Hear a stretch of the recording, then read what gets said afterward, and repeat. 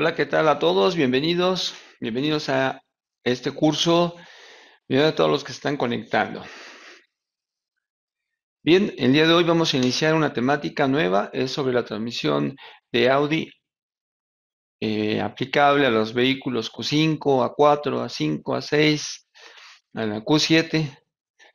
Es una transmisión de doble clutch, es una transmisión de cambio directo de ESG y vamos a ocupar una presentación para iniciar esta temática.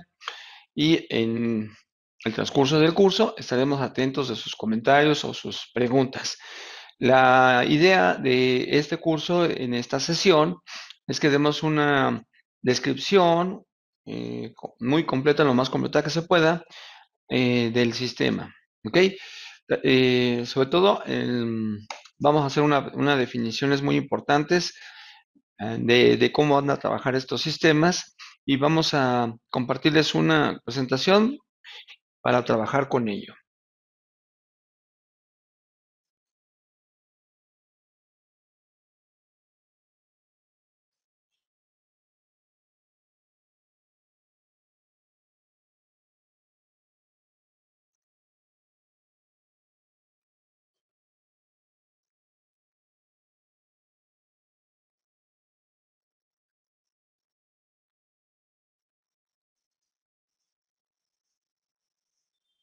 Muy bien, yo sé que a muchos les llama la atención, o muchos les llama la atención este tipo de transmisiones DSG, y lo cual quiere decir transmisiones de cambio directo,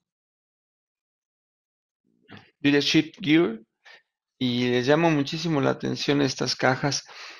Estas transmisiones normalmente las vamos a encontrar en vehículos tipo europeo o de origen europeo, como es el caso de Mercedes, como es el caso de Audi, ¿verdad?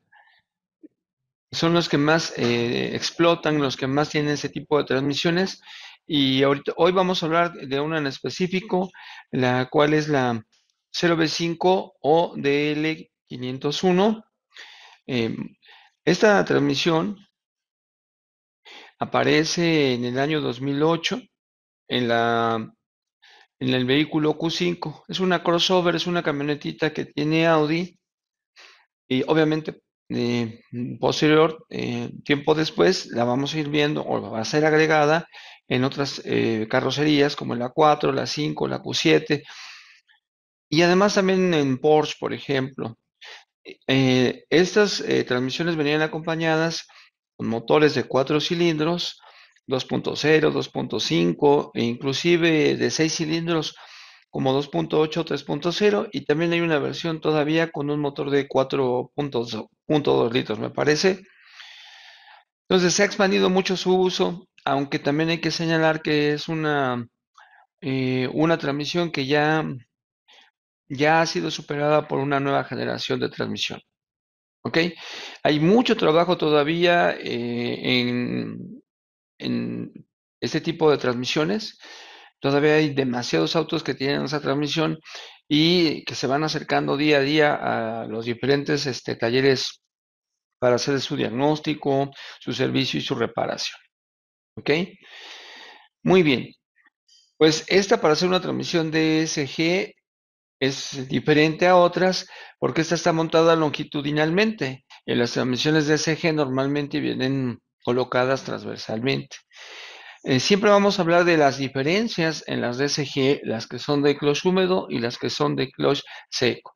Y bueno, lo más importante a saber es que las de clutch húmedo pueden trabajar con vehículos más grandes, con motores más de mayor torque, porque pueden transferir mayor torque que las transmisiones DSG que usan doble clutch seco. O hasta el momento, las que son de doble clutch húmedo pueden transferir muchísimo mayor torque que las que son de doble clutch seco. Y son pocas las que tienen la posibilidad de montarse longitudinalmente. ¿Ok?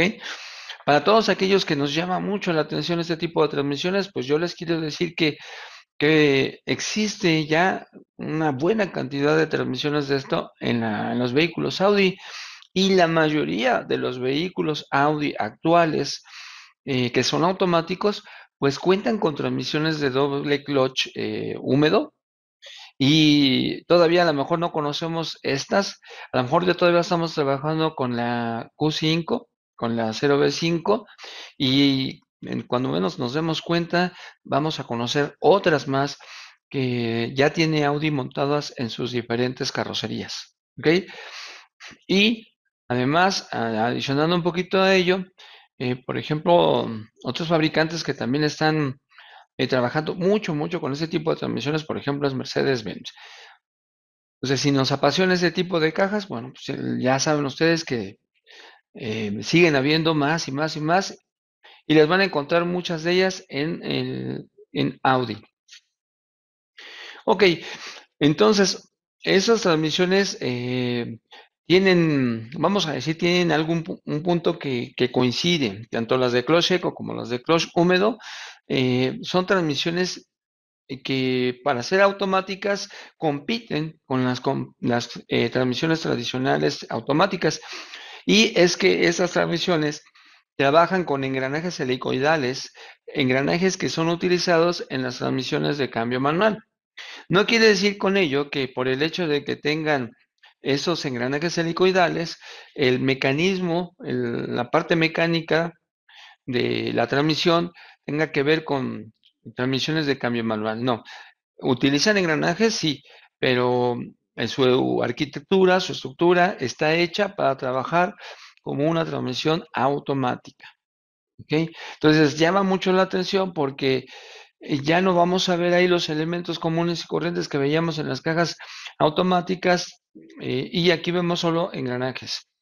Eh, eh, hace, hace algún tiempo las transmisiones automáticas empezaron a expandirse mucho muchos vehículos automáticos estaban hechos de transmisiones con planetarios. ¿Ok?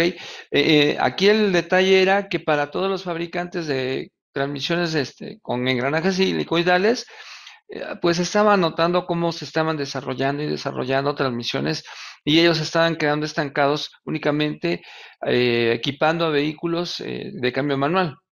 Así es que trataron o empezaron a hacer un desarrollo para tratar de que las transmisiones con engranajes helicoidales se pudieran convertir en transmisiones automáticas. Entonces se pusieron a trabajar a fondo y primero que nada se hizo el desarrollo de transmisión con un solo embrague controlado electrónicamente e hidráulicamente. Tal vez no fue un gran éxito, tal vez fue solamente el inicio de una buena idea. No destacaron mucho esas transmisiones, sí las hay todavía actualmente, pero como que, vamos, no fueron más allá. O sea, sí fue un logro, un buen intento de que ese tipo de transmisiones se hicieran automáticas, pero sus características eran muy bajas. Hasta que ya posteriormente Audi desarrolla una verdadera transmisión de doble clutch húmedo con características idénticas o a veces mejores que las transmisiones automáticas convencionales. ¿Ok? Aunque de verdad es que honestamente hay muchas cosas que son difíciles de igualar. O sea, hay transmisiones que tienen muchas características muy especiales y buenas, pero que todavía no alcanzan a igualar todas las características que una transmisión automática de convencional tiene. ¿Ok? Y ahorita vamos a aplicar, precisamente vamos a iniciar con eso en un momentito. Bien, entonces, aquí tenemos la transmisión, realmente es una transmisión demasiado grande, creo que a veces cuando tenemos la transmisión y el motor de un vehículo, realmente el motor se ve más pequeñito que la misma transmisión. La transmisión 0V5, como ya hemos comentado, empezó a salir con vehículos con motores 2.0, 2.5, con turbo, y em, pues el tamaño de esta transmisión longitudinal era demasiado grande y vamos a tener diferentes secciones en esa transmisión. Este diseño de transmisiones fue para trabajarse, o se diseñó siempre, para trabajarse siempre como una transmisión de tracción en las cuatro llantas. En la parte delantera tenemos el diferencial que es para la parte de adelante, y en la parte trasera tenemos unos engranajes que permiten una conexión hacia el diferencial trasero a través de la flecha cardán.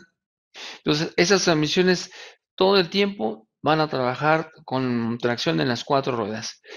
Y no puedes tú, por ejemplo, retirar el cardán pensando en que el vehículo se puede mover con la tracción de adelante. No. Si tú quitas el cardán, no van a moverse las llantas de adelante.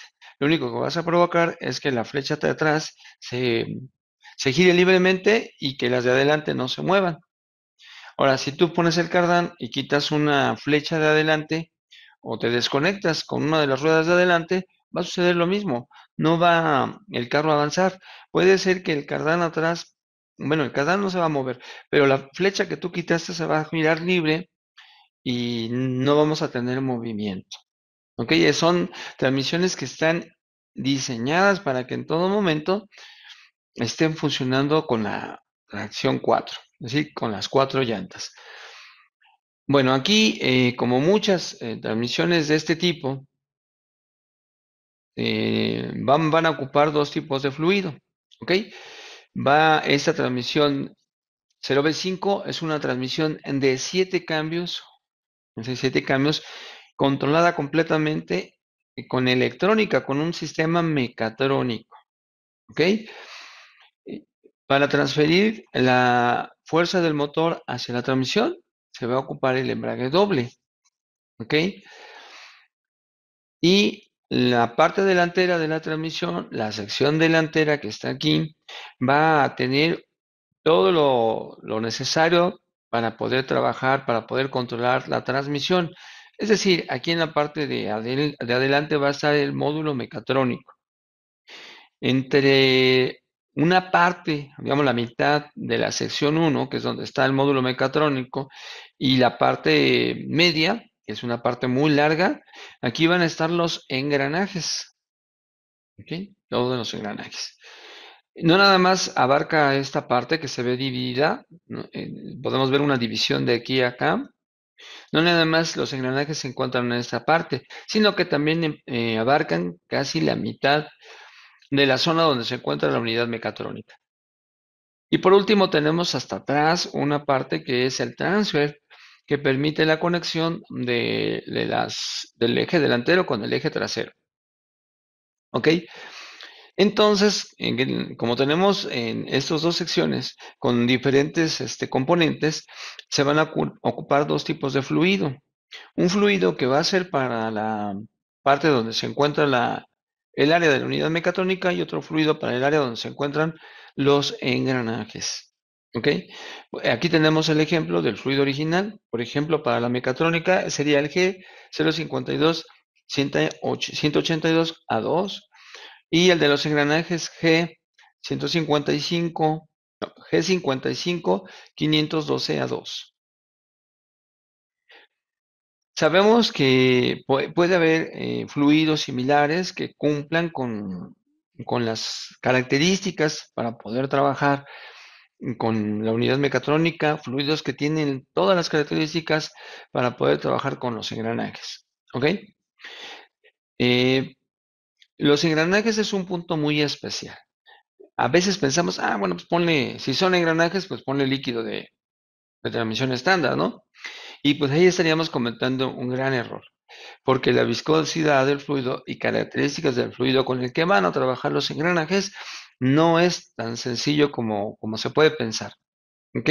Siempre hay que colocar ahí un fluido sintético con características especiales para que esos engranajes trabajen y alarguemos la vida de esos componentes. Ojo aquí, muchas veces nos preocupamos cuando hablamos de, bueno, ¿y cuánto tiempo puede durar el aceite en la transmisión? ¿Cuánto tiempo necesitamos nosotros para poder hacerle el servicio, para hacer el cambio de aceite?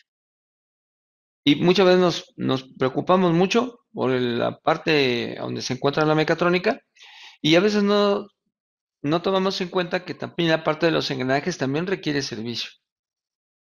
Como si esa parte fuera, bueno, eso tiene aceite y ese aceite es de por vida, ¿no? Y no, la verdad es que no es así. Ambas partes requieren el reemplazo del aceite, del fluido, ambas. Vamos a suponer que podríamos cambiar más pronto la de la unidad mecatrónica y tal vez un poco después la de los engranajes. Sin embargo, si lo pudiéramos hacer en conjunto, sería todavía mucho mejor.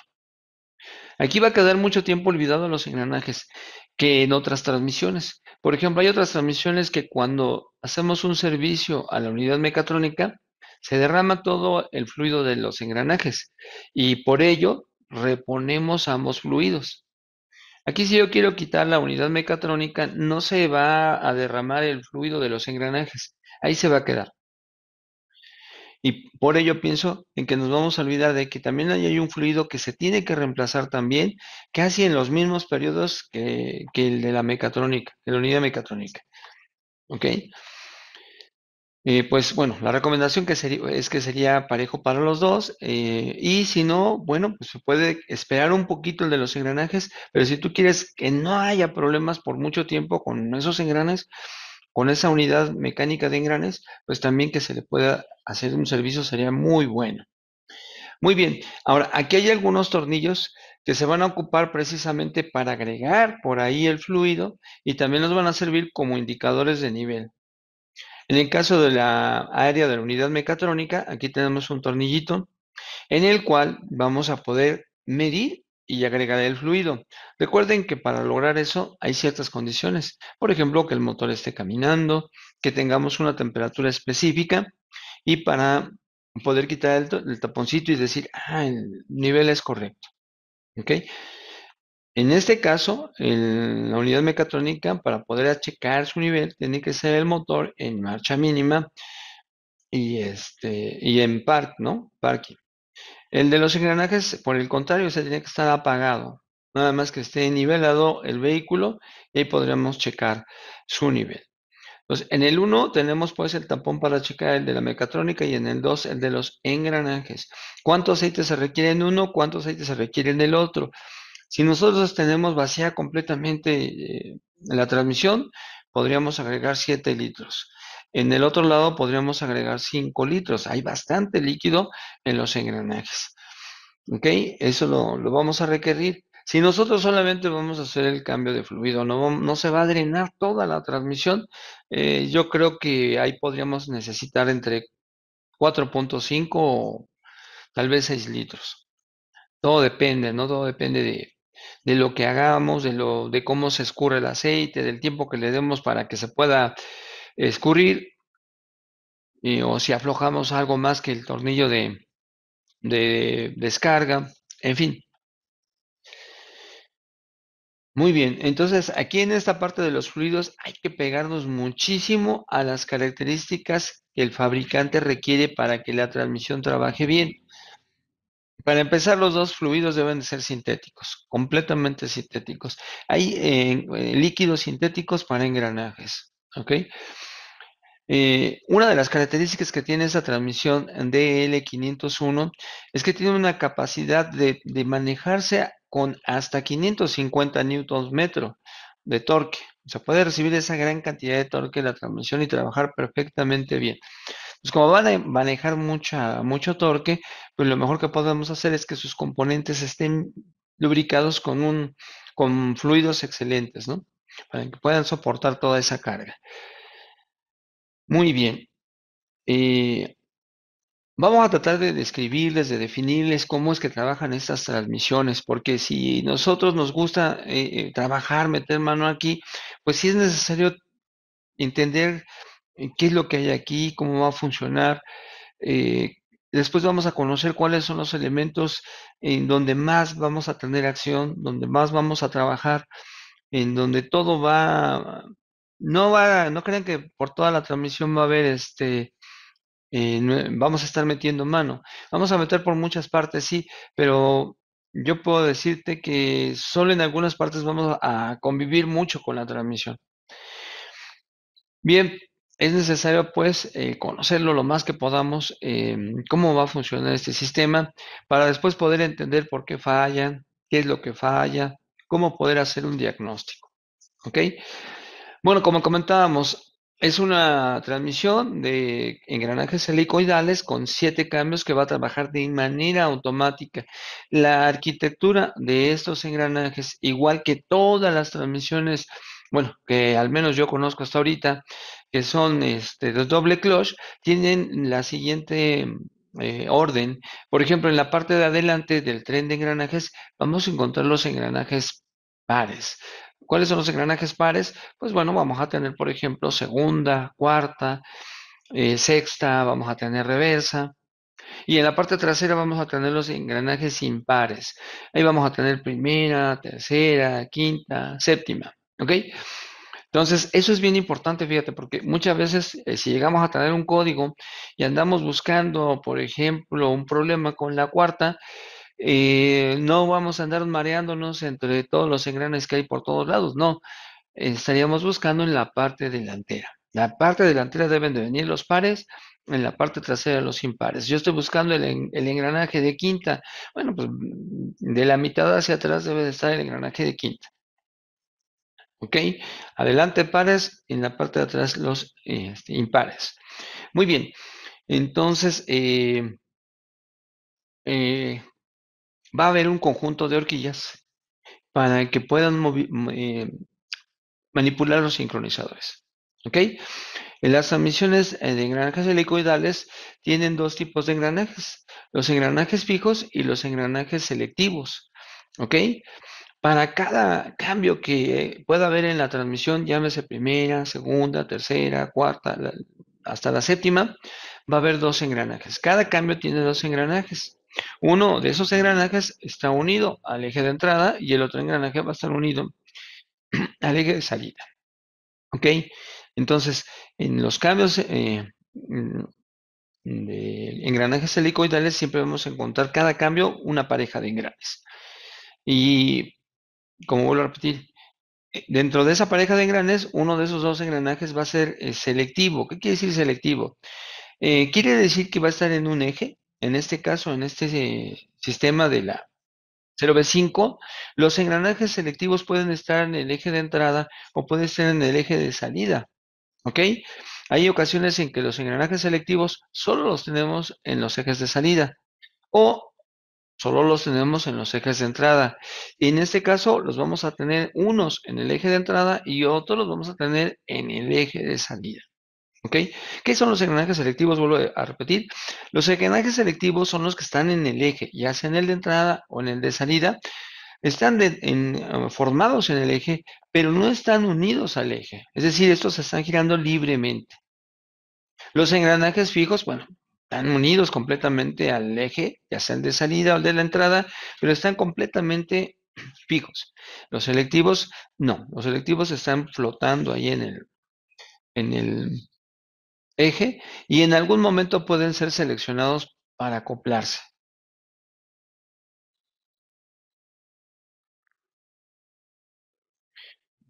¿Ok? Entonces, en toda transmisión vamos a ver siempre eso. Primero que nada, los engranajes pares adelante, los impares hacia atrás, y vamos a encontrar dos tipos de engranajes, los que quedan fijos y los que son selectivos. Entonces, tenemos un conjunto de horquillas, 4 horquillas, que van a poder seleccionar los 7 cambios más la reversa. Cada horquilla debe de ocuparse de 2 cambios, ¿ok?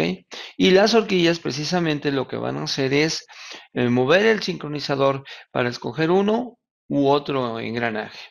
¿Sí? Cada horquilla tiene la posibilidad de aplicar 2 cambios y lo va a hacer a través de acoplarse con el sincronizador y moverlo hacia adelante o hacia atrás para seleccionar un cambio.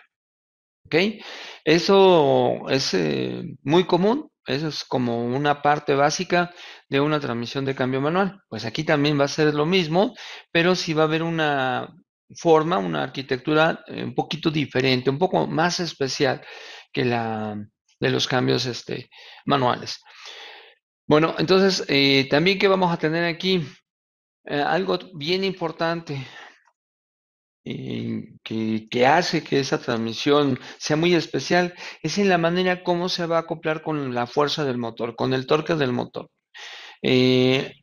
La transferencia del torque del motor con esta transmisión es a través de un embrague doble que se va a aplicar con fluido. Es un embrague doble húmedo, ¿ok?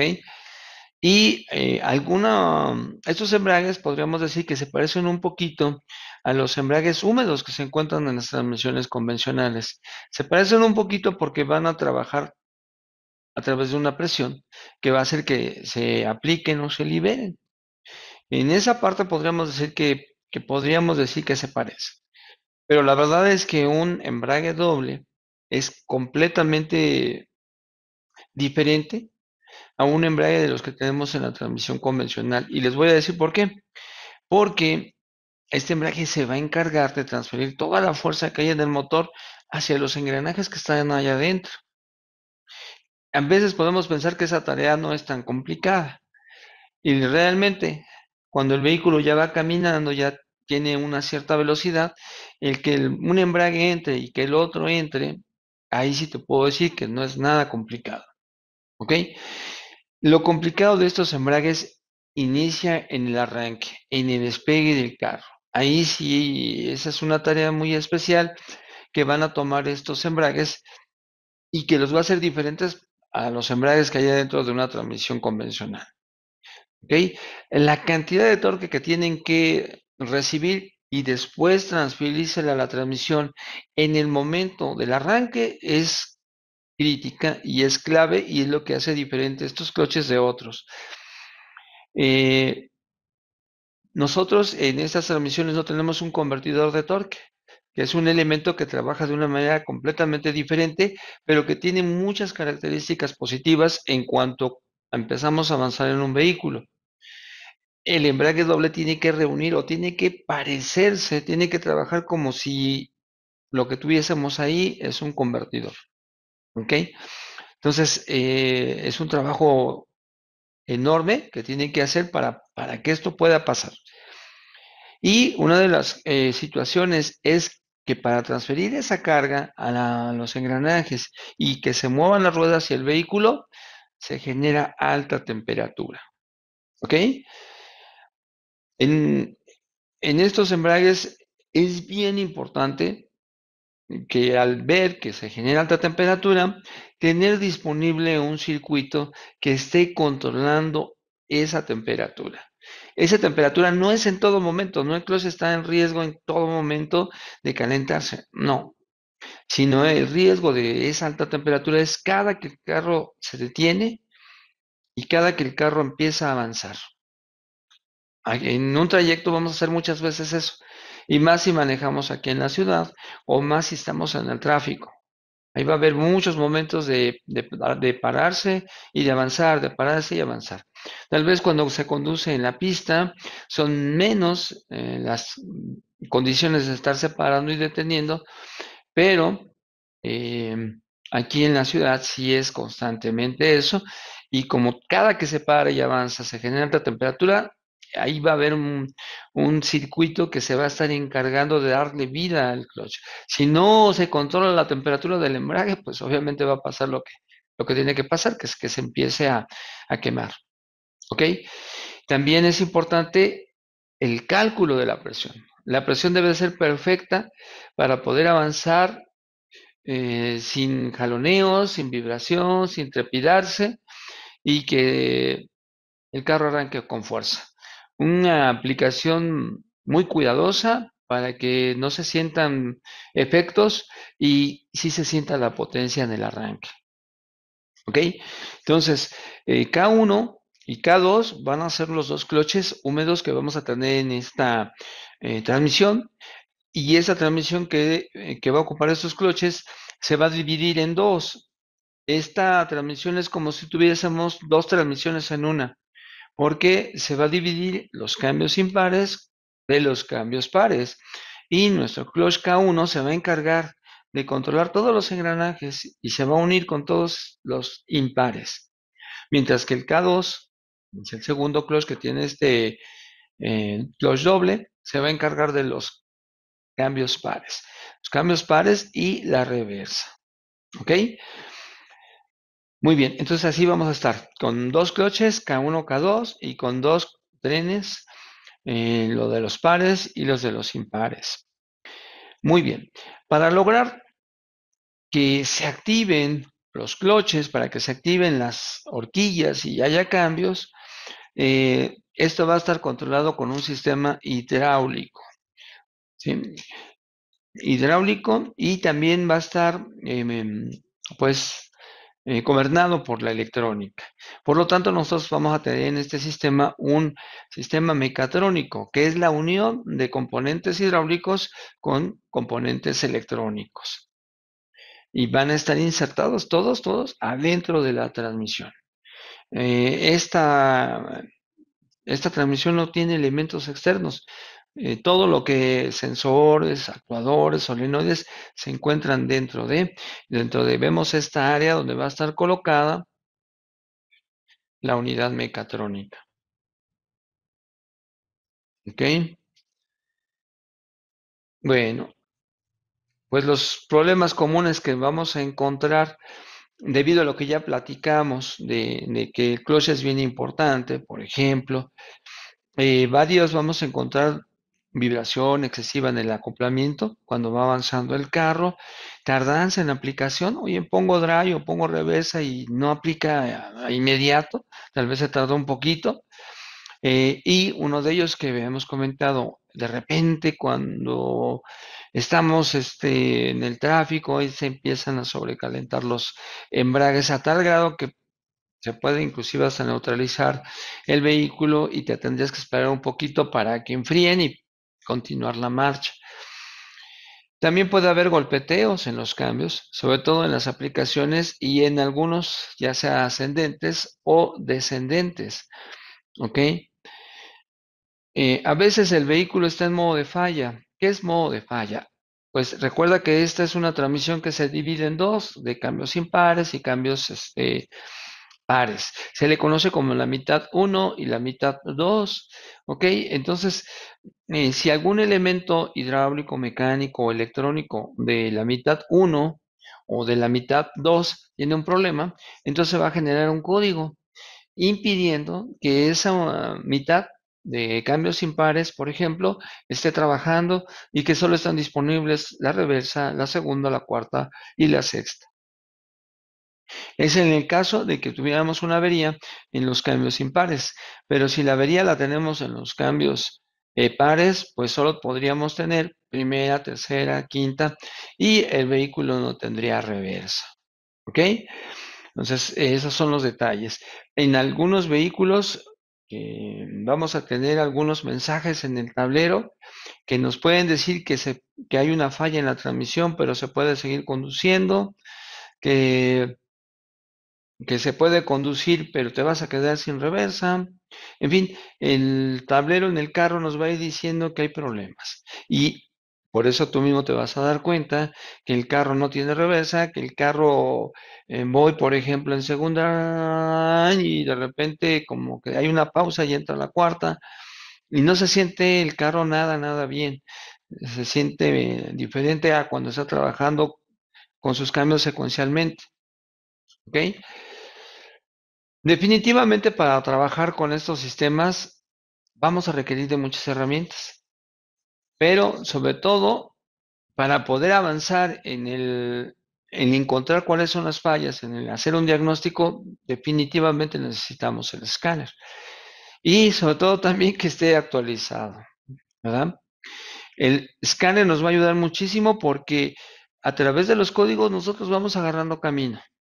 Lo cierto es que, como en todos los sistemas, hay veces que las transmisiones fallan y nosotros checamos si no hay un código, ¿ok? Porque recuerda que los problemas se pueden empezar a diagnosticar con la ayuda de los códigos y cuando no hay códigos, entonces los vamos a diagnosticar con la ayuda de los síntomas, ¿ok? De los síntomas. De acuerdo al síntoma que presenta el carro, yo creo que el problema puede estar en el clutch. De acuerdo al síntoma que presenta el carro, yo creo que va a ser un sensor. De acuerdo al síntoma que está haciendo el carro, yo creo que va a ser el sistema hidráulico. ¿Ok? No todo vamos a poder resolver con los códigos. O a veces lo vamos a unir los dos. Vamos a tener el código más el síntoma y vamos a encontrar más rápido la causa del problema. ¿Ok? Sin embargo, así como lo estamos platicando nosotros, creo que podemos darnos cuenta que va a haber problemas muchos con el embrague y por ahí también vamos a tener problemas con algunos cambios. Aquí lo que les quiero comentar es lo siguiente. Tal vez, fíjense bien, cuando estos sistemas aparecieron por primera vez y empezaron a rodar, yo creo que los problemas que tenían solo eran de software. Sí, eran vehículos que estaban empezando a rodar, no se habían probado anteriormente, no se habían conducido en las diferentes condiciones existentes en carretera, en tráfico, y probablemente hicieron muchas cosas raras que no tenían nada que ver con los componentes internos y se tuvieron que haber solucionado únicamente corrigiendo software. Posteriormente los vehículos empezaron a acumular y acumular kilómetros y empezamos a encontrar entonces ya problemas. Y tal vez a los pasados los 50.000, a los 60, a los 70, algunos elementos internos empezaron a ceder. Es decir, empezaron a generar problemas. Algunos pudieron haber sido electrónicos y no falta el embrague, ¿no? Por ejemplo. Entonces, ya vamos a ir viendo nosotros en dónde se pueden encontrar los problemas y gracias a los síntomas y códigos, eh, confirmar que lo que estábamos pensando es real. Es decir, que el problema está ahí donde nosotros imaginamos que podría encontrarse el problema. ¿Ok? No me refiero nada más a que este sistema es tan dependiente de un escáner. También todos los sistemas de doble clutch, llámese húmedos o secos, requieren siempre, siempre iniciar un diagnóstico con el escáner. A ver, vamos a ver si hay códigos. Ojo, el escáner nos va a ayudar mucho, no nada más en la parte de la chequeo de averías, de fallas, ¿sí? Porque también nos da línea de datos donde podemos encontrar si, por ejemplo, el clutch está dentro de sus parámetros o ya tiene desgaste, ¿ok? Entonces, no nada más nos podemos pensar que el escáner nos va a ayudar por los códigos. Si nosotros nos acostumbramos a buscar los datos, también hay cosas muy importantes ahí que nos van a ser útiles. Y no hay otra. El primer paso sería tomar la lista de averías y de no haber averías, entonces la lista de datos y unir esas informaciones con los síntomas. Bien, en esta parte de la transmisión ya no está la unidad mecatrónica y podemos observar en este lado, por ejemplo, las horquillas. Aquí tenemos una, dos, tres. Al fondo hay otra que ya no se alcanza a ver porque van a ser cuatro.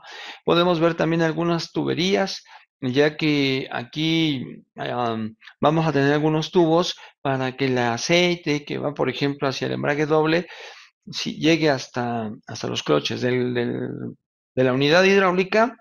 Hacia los cloches se ocupan un par de tubos que están aquí con el número 3. Acá podemos, por ejemplo, ver la unidad del embrague doble. Acá tenemos otros tubos que seguramente son para entrada y salida de aceite de la bomba. Y acá tenemos la bomba. ¿Ok? Obviamente para este sistema hidráulico se requiere de una bomba. La caja es grandísima y se requiere que una boca tenga muy buen volumen de fluido, es decir, que tenga un buen caudal. Eh, Esta transmisión requiere además que su bomba sea mecánica, no que sea una bomba eléctrica. Hay ocasiones en que podemos necesitar de las dos, la mecánica que va a estar todo el tiempo trabajando y a veces requerimos de una eléctrica que sea como un complemento, ¿verdad? O también que nos pueda ayudar para el sistema Start Stop. Pero en esta unidad todavía no se trabajaba eso y la bomba que vamos a tener es una bomba mecánica que va a ser conducida por un engranaje que tiene la unidad del embrague doble que aquí se alcanza a ver. Este engranaje es el que se va a encargar de hacer que se mueva la bomba. Ok, y acá tenemos un tubo plástico color blanco, amarillo, que está aquí, ese se va a encargar de conducir el fluido de enfriamiento hacia los discos. ¿Ok? Noten que eso es muy importante en todas las transmisiones de embrague húmedo. Sí, no nada más en esta, en todas. Siempre los embragues al arrancar la marcha y para hacerlo de una manera muy finita, de que no se sientan vibraciones, jaloneos ni nada de eso, se genera ahí un pequeño micropatinaje que desaparece después conforme las ruedas van avanzando, pero siempre el arranque es complicado y para ayudar a los discos, los cuales van a sufrir un poco de alta temperatura, es que un sistema los esté humedeciendo de aceite constantemente, ¿ok? Para controlar ese calor que surge ahí. Muy bien. Y bueno, como toda transmisión electrónica, nunca van a faltar arneses. Siempre va a haber muchos arneses ahí, sobre todo porque aquí, como es muy grande la transmisión, vamos a tener los componentes separados por distancias grandes. Y esas distancias pues tienen que estar, ocuparse arneses. Y en este caso se van a dividir para lo que va a estar adelante, lo que va a estar en medio, lo que va a estar atrás. Bien, entonces todo va a estar controlado por un sistema hidráulico y gobernado por un sistema electrónico, ¿no? Control y gobernado por la electrónica. Aquí sí podemos ver a todo lo que dan las cuatro horquillas, ¿ok? Y ahí después vamos a ver cuál es cuál, quién se va a encargar, qué va a ser la de arriba, qué va a ser la que sigue, qué va a ser la de hasta abajo, qué cambio se va a encargar. ¿Sí? Además, como tú ya te has dado cuenta, vas a preguntarte, bueno, ya quitaste esa unidad. Esas horquillas tienen que estar acomodadas, tienen que estar ahí, las vamos a sacar y tienen que tener una cierta distancia para poder colocar la unidad mecatrónica. Así es. Hay que dejarlas a una distancia porque ahorita está fuera la unidad y después la tenemos que volver a poner y lleva unos actuadores y esos actuadores tienen que entrar en cada una de las horquillas. Además, aquí lo que vemos es que la horquilla tiene un magneto. Cada una de ellas tiene un magneto que se va a ocupar para generar una señal. Entonces, si se va a ocupar para generar una señal, estamos pensando que ahí va a haber sensores. Y va a haber sensores que estén monitoreando el desplazamiento de cada una de esas horquillas. ¿Ok? Vamos a tener un actuador hidráulico, va a haber un émbolo que las puede empujar hacia adentro o que las puede empujar hacia afuera. Cada una de esas horquillas va a tener tres posiciones. Un cambio va a ser hacia adentro, posición de neutral y un cambio hacia afuera. ¿Ok? Cada una de ellas entonces se va a encargar de selección de dos cambios.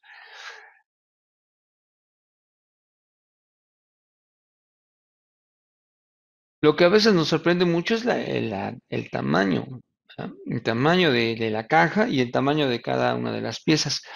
A veces yo pienso que eso es una ventaja, porque muchas veces cuando tenemos componentes muy grandes, nos ayuda mucho, visualmente podemos verlos, podemos visualizar si hay desgaste, si no hay desgaste.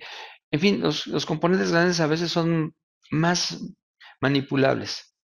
Y los más pequeñitos a veces a nosotros se nos complican un poquito para poder verlos, para poder identificar su desgaste, para a veces hasta para poderlos manipular. ¿Ok? La desventaja es que al tener componentes muy grandes, pues el peso de esos componentes también es muy grande, ¿verdad?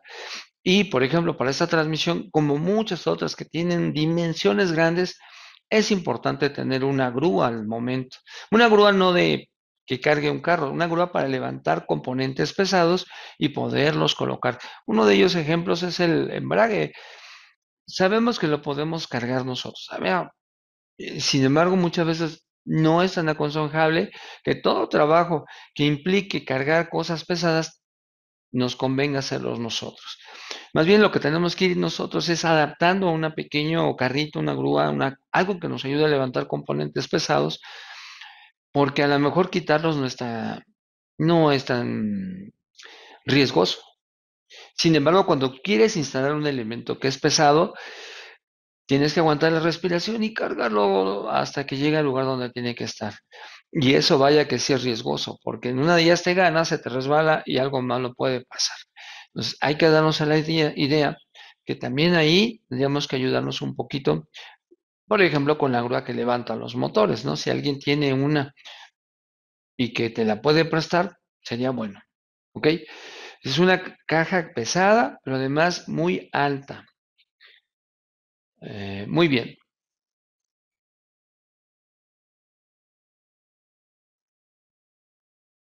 Entonces comentábamos que aquí vamos a tener varias tablillas, varias correderas, varios arneses, que también tenemos que identificar para qué sirven, cuáles van a ser sus funciones. Podríamos tratar de ver si se pueden hacer algunas pruebas. Bueno, pues aquí hay una noticia buena y una mala. No todos los sensores los vamos a tener en la unidad mecatrónica, es decir, algunos sensores van a estar afuera de ahí e inclusive ni siquiera se pueden ver, porque para poderlos observar, para poderlos quitar, hay que desarmar la transmisión. Entonces, es una buena noticia, pues si se llega a dañar un sensor y llega y yo le comento al cliente que hay que abrir la transmisión para reemplazar ese sensor, pues para mí es un trabajo que puede ser muy redituable, ¿verdad? Que hay que desarmar prácticamente todo. No le estamos desarmando su transmisión porque esté mal un cambio, porque esté mal el embrague, sino solo por el hecho de que tiene unos sensores internamente que han dejado de funcionar y su vehículo no va a trabajar de manera correcta, o simplemente no va a tener reversa o no se va a mover si no reemplazamos esos elementos. Pues ni modo, hay que hacerlo. Y yo al hacer eso, pues tengo una tarea, vamos, casi de una semana. Bueno, vamos, es una tarea inmensa, ¿no? Y esos sensores que no vemos y que se encuentran internamente en la transmisión, lo único que podemos ver es su conector. Ahí hay un conector que es donde se van a conectar estos tres sensores. Tenemos un sensor de gama de marcha que nos va a servir para saber si estamos en par, en reversa, en neutral, en dry, en low, por ejemplo. También muy claro que si estamos en par o no. Ojo, aquí este sistema, la mecatrónica, no tiene una válvula manual. No hay una unión a través de un chicote, a través de una palanca, entre la palanca que vamos a tener dentro del vehículo y la transmisión. No hay ninguna unión de ese tipo. ¿Ok? Pero sí tenemos un sensor de gama de marchas que nos va a ayudar a poder identificar los diferentes cambios. O sea, si el chicote que tenemos no hay una unión con la unidad hidráulica, hay una unión con un mecanismo y ese mecanismo lo que está haciendo es generar una señal por medio de un magneto, ¿sí? Eh, Pocas palabras, ese mecanismo no mueve nada, nada más se mueve solito y al moverse él y quedar escalonado en diferentes posiciones, entonces el sensor va a tomar o va a generar la señal de par, reversa, neutral, dry, pero nada más, es decir, no hay algo que afecte mecánicamente, no, el movimiento de este mecanismo que lo vamos a mover con, por ejemplo, el chicote, nos va a servir para poder detectar en qué posición de la palanca estamos. Nada más, ¿ok? O, por ejemplo, para que haya park también, pero no hay una unión con válvulas, no hay una unión con nada más, con otros componentes. Entonces tenemos este G676. También tenemos para checar las revoluciones del eje de entrada, porque tenemos dos ejes de entrada aquí. Como habíamos comentado hace ratito, el eje de entrada uno para los cambios impares, que se va a encontrar desde adelante hasta atrás, y el eje de entrada 2 que se va a encargar de los cambios pares que están adelante. Entonces, un eje cortito contra un eje largo. Cada uno de esos dos ejes va a tener una rueda magnética, y va a estar y nos va a servir para monitorear sus revoluciones. Entonces vamos a tener el G632 para monitorear las revoluciones del eje de entrada uno y el G612 para monitorear las revoluciones del eje de entrada 2.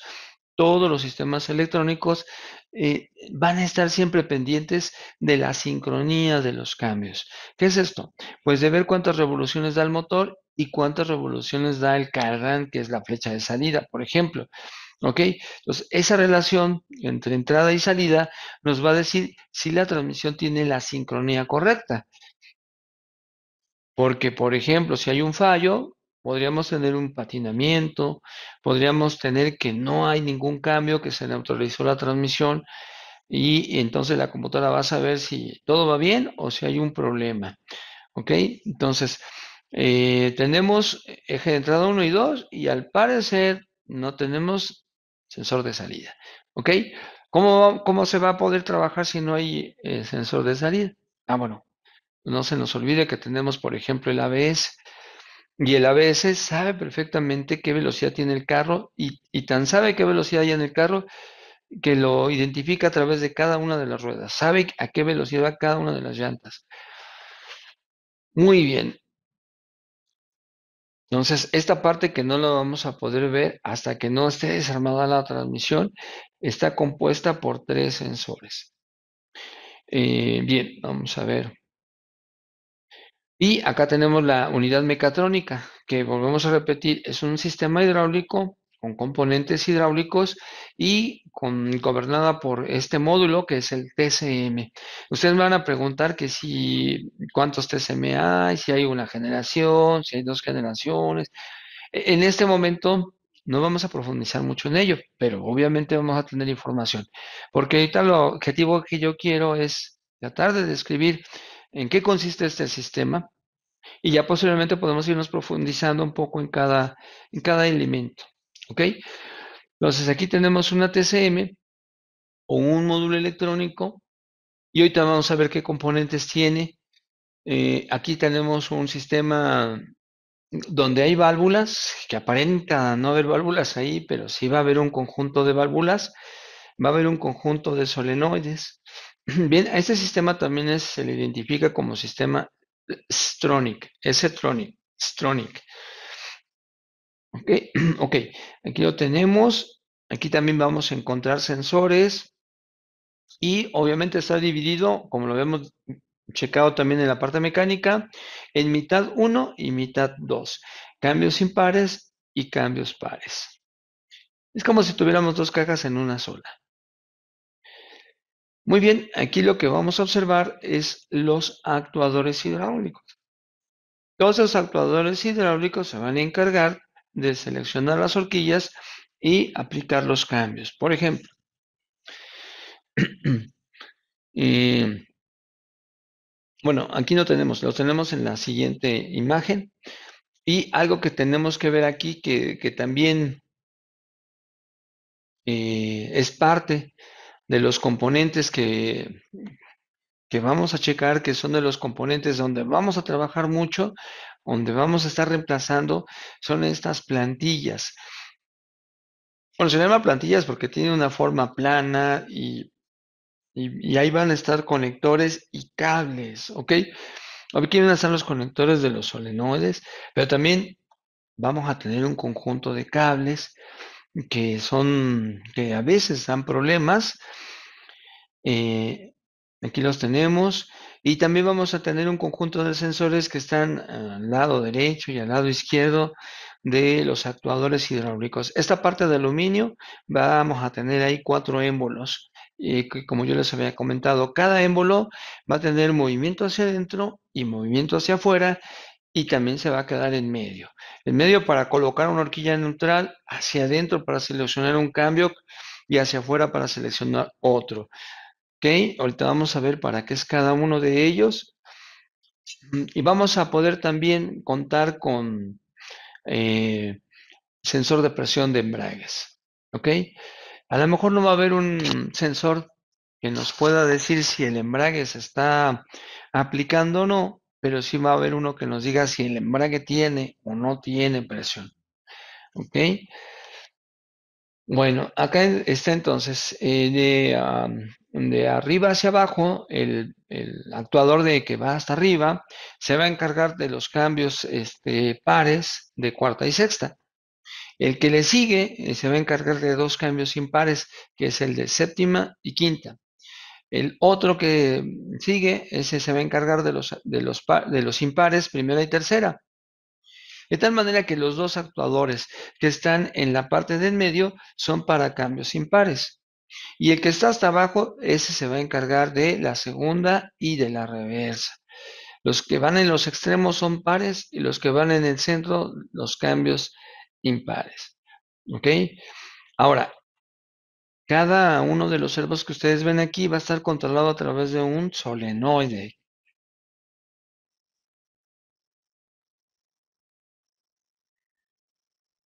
Bueno, entonces aquí, como habíamos comentado, tenemos una corredera, una plantilla de conexiones, de arneses, de terminales y en esta parte, en estas torres que vemos aquí, van a estar los sensores que van a estar monitoreando el desplazamiento de las horquillas de cambio.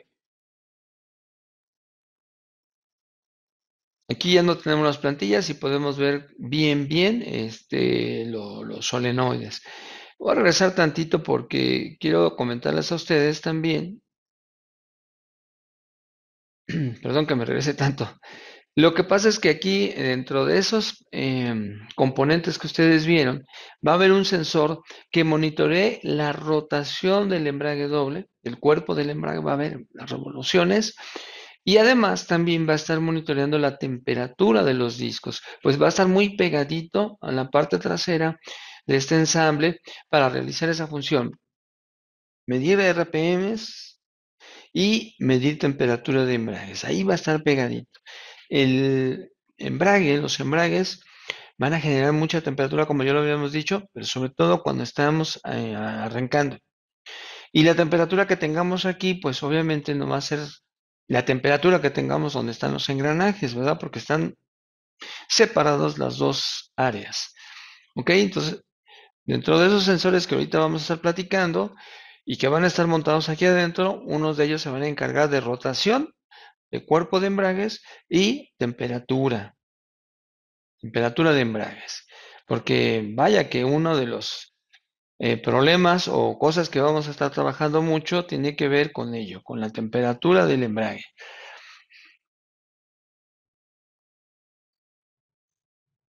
Ok, entonces aquí ya tenemos los solenoides y la función que cada uno de ellos va a desempeñar. Aquí tenemos varios, pero de este lado también tenemos algunos solenoides. ¿Ok? Los solenoides también van a ser parte de fallas, van a ser también parte de detalles de diagnóstico. También quiero comentarles una cosa. Como hace ratito ya no les cerré el comentario. Al principio, como decíamos, no, pues los carros a lo mejor solo requerían el actualizar software, el reemplazo del aceite, pero van avanzando los vehículos y van aumentando kilometraje y van saliendo cosas nuevas. Esas transmisiones ya tienen sumados muchos kilómetros.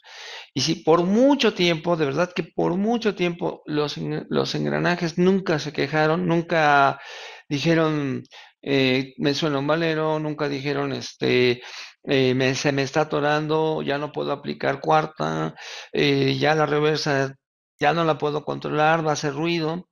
Si antes no se quejaban los engranajes, pues tal vez, tal vez van a ser parte de los problemas más recientes.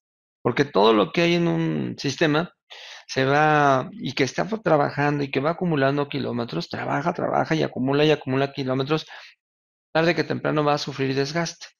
Y los desgastes de los componentes se convierten en fallas, se convierten después en códigos, ¿sí? Se convierten. Es algo normal. Todo lo que se usa y está trabajando, en algún momento va a sufrir desgaste en alguna parte. Tal vez donde hay más contacto, tarde que temprano ahí va a haber desgaste. Y si no hay mantenimiento, si no hay servicio, pues ese desgaste se va a acelerar un poco más. No nos sorprenda ahora que antes nadie tenía problemas con los engranes, con los sincronizadores, con horquillas, y no nos sorprenda que ahora sí tengamos ya problemas con ello, porque es consecuencia del uso, del incremento de kilómetros y del desgaste. Por ello es importante que tomemos aquí nota de todo esto y qué es lo que va a hacer cada uno de estos elementos que son los solenoides. Vuelvo a repetir, estamos haciendo una descripción, tal vez no de todo el sistema, pero sí lo más importante, y ya después vamos a ir profundizando en los componentes, ¿no? Ok, Entonces, vamos a ver este conjunto de solenoides. Inclusive va a haber algunos solenoides que se parecen mucho, y ahorita los vamos a ver. Con uno, si tenemos el número uno, ok, sí hay un uno y hay un dos. En estos sistemas, que son para transmisiones, en este caso alemanas, que son europeas, siempre vamos a ver que los componentes tienen un nombre alfanumérico, llevan una letrita y un número. Y normalmente, eh, para estos sistemas de Volkswagen, de Audi, siempre vamos a tener la N para actuadores o la G, por ejemplo, para sensores.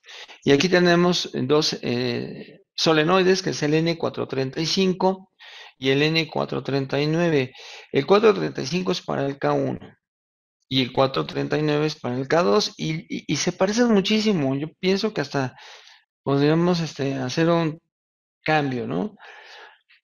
Estos dos son para el embrague. Sin embargo, estos son solenoides on-off, como solenoides de que pasa o no pasa. Estos solenoides no se van a encargar precisamente de modular la aplicación de clutch. No, esos son como, vamos a decir que como solenoides de seguridad, que simplemente lo que van a hacer es dejar que el fluido corra o no corra. Y en un ratito más les voy a decir dónde van a trabajar. Mientras que el 3, vamos a ver, el 3, ¿qué es? El 3 es el solenoide N472 que se va a encargar de que haya una cierta presión para todos los elementos hidráulicos. ¿Sí? Va a haber un envase del regulador de presión de línea que se encargue de que con la ayuda de la bomba exista una presión suficiente para que trabaje en cloches, actuadores hidráulicos, en fin, todo lo que hay ahí. El sistema de enfriamiento, ¿sí? Que haya presión. Es el número 3. Después tenemos el número 4, que es el solenoide N436. Ese se conoce como el regulador de presión número 1. Y el 5, el solenoide N440, que es el regulador de presión para el grupo número 2. ¿Ok? Bueno, pues el 4 y el 5, estos son los que hacen que se modulen los cloches. Es decir, le van a dar la presión adecuada al embrague dependiendo de su estado. Es decir, si el carro ya pusiste dry, pero estás parando, esperando a que pase la luz roja y se ponga verde, es como si estuvieras pisando el clutch para que no aplique. Y cuando se pone la verde vas a ir retirando el pie del pedal del embrague para estarle acelerando y el carro avance. Bueno, esa tarea la va a hacer el 4 y el 5, uno para el embrague K1, el otro para el embrague K2. Van a modular, la presión para que se apliquen los cloches cada que se aplique, ya sea desde que estás avanzando en el arranque o cuando vas a alta velocidad, vas en quinta y quieres que aplique sexta, porque el embrague tiene dos formas de trabajar: en el arranque, que es en el avance, y ya después cuando tenemos los cambios y el carro ya va caminando a una cierta velocidad. Bueno, pues el 4 y el 5 tienen una tarea muy importante que evitan que haya vibraciones, jaloneos, trepidación, vibraciones, etcétera, etcétera. Y el uno y el 2 solo son como mover para habilitar que pase la presión o regresar para que no se aplique. Número 6, tenemos un solenoide que es el N471 de control de enfriamiento del embrague, y el 6 está aquí y se parece muchísimo al de control de presión de línea. Y vaya que también este tiene una tarea bien importante, porque acuérdate que esos embragues corren peligro cuando el carro está iniciando la marcha, porque se sube la temperatura, y gracias a que haya un buen sistema de enfriamiento, no les va a pasar nada a esos discos de los cloches. Bien, después tenemos cuatro solenoides. Empezamos con el que tenemos aquí, N438, que es para el actuador de cuarta y sexta y que va hasta acá arriba. Luego el siguiente es el N434, que es para séptima quinta. Recuerden que en medio estaban los impares. Y después tenemos el 433 para primera y tercera. Y por último tenemos el 437, que es para segunda y reversa. ¿Ok? Entonces, estos solenoides se parecen mucho también y no sé si se puedan intercambiar, pero podría ser el caso. Habría que verlos cómo son, cómo trabajan, si son muy similares. Eh, Se parecen un poquito a N440 y N436, pero no son iguales. Estos tienen un damper, me parece, y creo que estos no lo tienen. No son de la misma medida, por ejemplo. No podemos usarlos para cloches, no. Bueno, esos son los elementos que se van a ocupar en este sistema. Déjenme ver si tenemos otra imagen más. Bueno, no tenemos una imagen. Lo que pasa es que aquí no tengo una imagen, pero me gustaría que hubiese estado. Pero los voy a comentar. En el TCM, que es el cerebro de todo esto, vamos a encontrar un par de sensores. Esos dos sensores son para presión. Vamos a poder medir la presión que hay en un embrague y la presión que hay en el otro embrague, en K1 y en K2. Están montados en la TCM. Si uno de esos dos sensores falla, pues tendríamos que cambiar la TCM, a menos que se pudieran reemplazar y tener los sensores de presión eh, para poder seguir utilizando nuestra TCM. ¿Ok? Pues no tengo esa imagen desafortunadamente, pero sí ahí hay dos sensores. Ahora, fíjense bien, nosotros vimos este cuerpo de válvulas y le retiramos las válvulas que estaban allá adentro y le fuimos dando seguimiento. Es decir, tenemos dos solenoides para embrague K1 y para embrague K2. ¿Ok? Esto es muy fácil porque como no tenemos muchas válvulas, tenemos muy pocas venas en el cuerpo de válvulas que tú las puedes seguir muy fácilmente. Si estás en un solenoide y sigues las venas, vas a encontrar bien rápido hacia dónde van. Entonces, eso nos permitió ver que, por ejemplo, los solenoides on-off que controlan los embragues llegaban al punto cero de estas dos válvulas. Y los solenoides reguladores de presión, como el N440 o N436, mandaban el fluido al puerto de la válvula. Bueno, aquí hay un comentario, déjenme tomarlo y ahorita les explico. ¿En qué canal se puede checar presiones de K1 y K2? Bueno, no hemos llegado todavía a ello. Eh, Más adelante vamos a poder hablar sobre el clutch. Por ejemplo, lo que nos comentan aquí Osvaldo Rojas.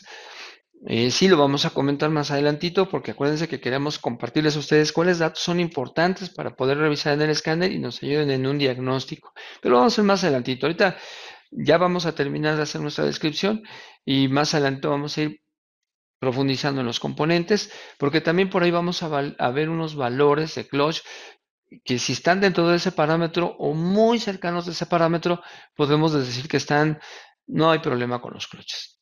¿Ok? No se preocupen. Bien, entonces nosotros tenemos mucha habilidad para esta situación de cuerpos de válvulas, pues todo el tiempo estamos trabajando con ellos y hay veces que cuando la información no la encuentras en un manual, porque en esta de 0V5 no he encontrado un diagrama hidráulico, en otras transmisiones como 02C o 0M sí he visto diagramas y aquí no hay nada, pero sí podemos inclusive hacer uno. Porque siguiendo a los solenoides, vuelvo a repetir, aquí llegaban dos solenoides, los on-off, que controlan los cloches, empujando a la válvula para comprimir el resorte. Ojo, esos solenoides no van a trabajar modulados, ¿ok? Yo creo que cuando se va a aplicar un clutch, prenden y empujan la válvula hacia su resorte, la introducen hacia afuera, porque el resorte va aquí, el seguro, entonces la válvula, cuando el solenoide o no prende, la va a empujar hacia afuera. Y cuando la empuja hacia afuera, ya en el puerto, en esta parte que tiene la válvula, en el puerto, va a llegar la presión del solenoide para que se aplique un clutch. Y la presión que llega por el puerto, esa viene modulada, va creciendo de menos a más. ¿Ok? Entonces, lo que hacen los solenoides on-off nada más es empujar la válvula para que el otro solenoide vaya introduciendo la presión hacia el embrague. Pues una va a ser del K1 y la otra va a ser del K2. Ajá. A través de estas válvulas va a pasar la presión del solenoide y las válvulas lo van a mandar hacia los embragues. ¿Ok? Acuérdense que la presión de los embragues va por unos tubos, pasan por el centro un centro que tiene la bomba y por ahí va a llegar a los cloches a ver si ahorita lo podemos ver. Bien, esta es la válvula que regula la presión principal. Esta, la válvula reguladora de presión. Y además tiene este pistoncito, tiene un damper. Hay un solenoide que, como si ustedes recuerdan, ya lo vimos, ese solenoide va a controlar a esta válvula para que la válvula genere la presión correcta de acuerdo a la circunstancia en específico, ¿no? Ya sea si el carro está empezando a iniciar la marcha, ya sea si el carro va a 120, a 140, 200 kilómetros por hora, en todo momento va a requerirse una presión y esa presión la va a ajustar esta válvulita, que es la válvula reguladora con su damper. Y después tenemos aquí un tren de válvulas, que son tres. Bueno, este podría ser también un pequeño acumulador, un pequeño damper, pero estas tres, para nada más para que te des una idea de cómo es tan sofisticado el sistema de enfriamiento de la caja. Se requieren de estas tres valvulitas junto con un solenoide para poder mandar en el momento oportuno fluido de baja temperatura, no de alta, para los discos del embrague doble. ¿Ok? Entonces más adelante vamos a profundizar en esto y vamos a tratar de hacer un diagrama para que ustedes se vean en dónde llegan los solenoides, en qué parte de las válvulas llegan los solenoides, en qué parte llega la presión y hacia dónde va la presión que van a manejar estas válvulas. Es importante también tomar en cuenta todo, ¿eh? En este caso, estos cuerpos también se desgastan y podrían ser la causa de un problema y nosotros estamos pensando que es otra cosa. Entonces, para la edad que tienen estas transmisiones y la cantidad de kilómetros que puedan tener acumulados, yo les recomiendo que chequemos todo. No nada más nos enfoquemos en lo electrónico, porque lo electrónico nos va a sacar de muchos problemas, pero también aquí vamos a encontrar problemas mecánicos e hidráulicos y esta es la raíz de lo hidráulico, entonces también lo tenemos que revisar y corregir lo que se tengan que corregir. Y si revisamos todo, vamos a tener unos resultados sensacionales, increíbles, ¿verdad? Por lo contrario, si nada más nos basamos en una cosa, siempre va a haber un detalle. Oye, mira, ya quedó bien, ya no prende el foco, pero de repente pasa esto. Si checamos todo, pues no te puedo decir que tengamos el 100%, pero tal vez un 90%, un 80 y tantos por ciento de seguridad de que al checar todo y corregir lo que está mal, pues tengamos mucho éxito. ¿Ok? Bueno, vamos a dejar de compartir esta presentación para hacer vamos a mostrarles aquí el embrague doble, pero también queremos ver si tienen preguntas o comentarios, con todo gusto los podemos ver, y si no los podemos dejar para el final. ¿Ok? Bueno, pues les voy a presentar ahorita unos elementos. Van a preguntarse ustedes que si vamos a desarmar la transmisión, sí, lo vamos a hacer. Pero como está muy grandote, entonces vámonos por partes, porque ahorita lo que queremos es hacerles una descripción, que ustedes vean las cosas, antes de profundizar un poquito más. ¿Ok?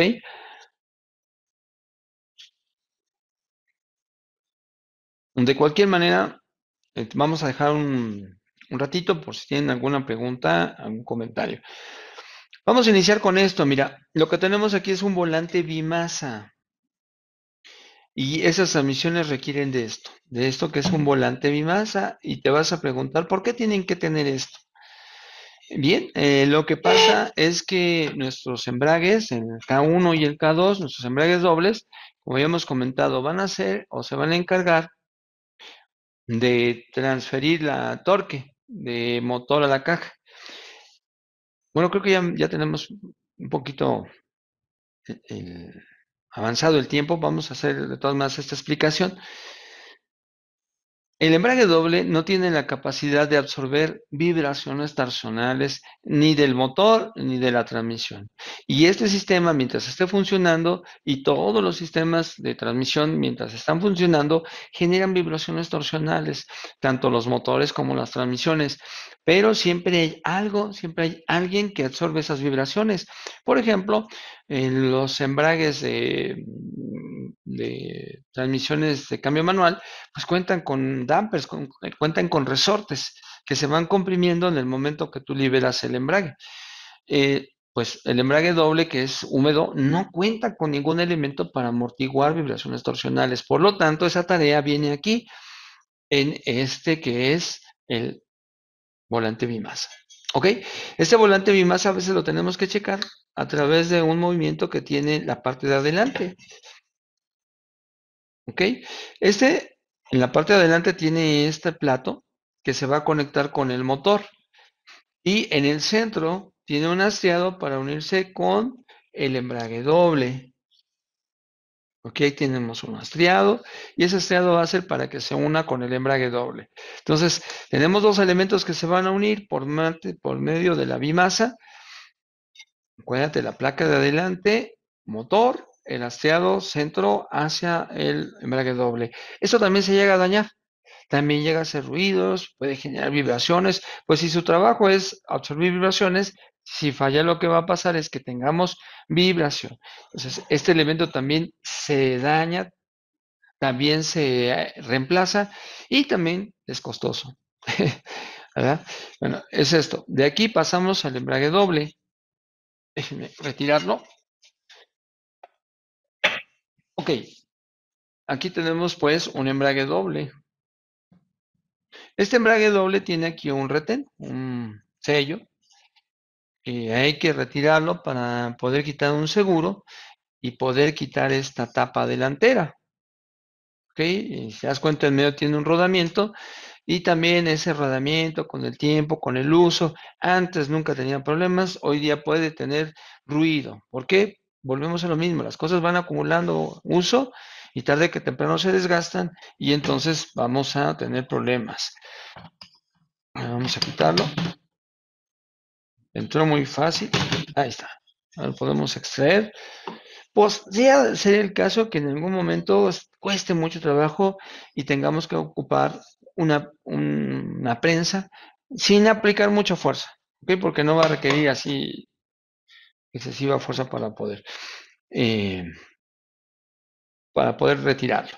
Aquí tenemos el cuerpo del embrague doble, ¿sí? Esta punta viene en una tapita. Esta punta trasera es la que se va a unir al volante bimasa. Aquí tenemos esta tapa. Esta es una tapa de unión entre lo que va a ser el embrague doble con el volante bimasa, pero me parece que también se va a apoyar aquí la placa del K1. ¿Ok? Aquí tenemos diferentes orificios que sirven para que entre y salga el fluido que va a enfriar los discos.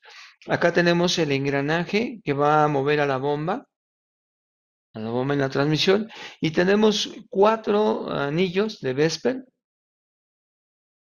¿sí? Dos para sellar el circuito de K1, dos para sellar el circuito de K2, ¿ok? Entonces, esto es lo que tenemos aquí en el embrague doble y además tenemos este rodamiento. Este rodamiento también o puede también sufrir desgaste porque es un elemento que también está trabajando ahí, que va a recibir carga, en fin, que también se podría dañar. Ya después hablaremos quién es más propenso a fallar, ya lo platicaremos más adelante.